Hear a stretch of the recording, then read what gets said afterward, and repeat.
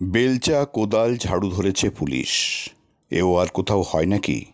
আর কোথাও না হলেও হয় দুর্গাপুরে। কারণ এলাকার পথ দুর্ঘটনা রুখতে তৎপর আসানসোল দুর্গাপুর ট্রাফিক বিভাগ। রবিবার সকাল, ছুটির দিন, বাইক নিয়ে অনেকেই যাচ্ছেন বাজার করতে।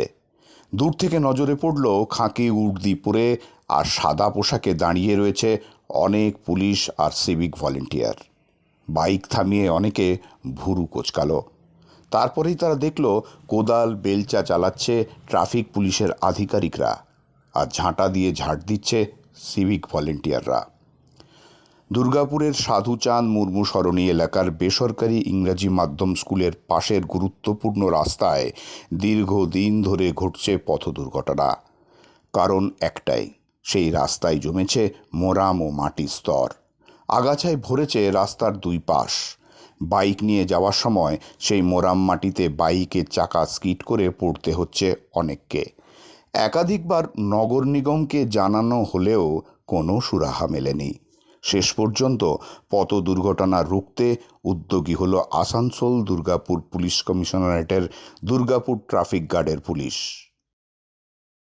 রবিবার সাত সকালে সেই গুরুত্বপূর্ণ রাস্তায় বেলচা, কোদাল আর ঝাড়ু নিয়ে হাজির হয় ট্রাফিকের আধিকারিকদের সাথে সিভিক ভলেন্টিয়াররা। কোদাল দিয়ে মোরাম মাটি সরাতে শুরু করেন traffic inspector Sanjeev Tiwari, Durgapur traffic গার্ডের ভারপ্রাপ্ত আধিকারিক সন্দীপ সোম, ট্রাফিক আধিকারিক আলী রেজ্জাক, তাপস গুঁই সহ ট্রাফিকের আধিকারিকরা। বেলচা এবং ঝাড়ু হাতে সেই রাস্তা পরিষ্কার করতে দেখা যায় ট্রাফিক এবং সিভিক ভলেন্টিয়ারদেরও। ট্রাফিক ইন্সপেক্টর সঞ্জীব তিওয়ারি বলেন, আমরা বারে বারে দেখতাম এখানে দুর্ঘটনা ঘটছে।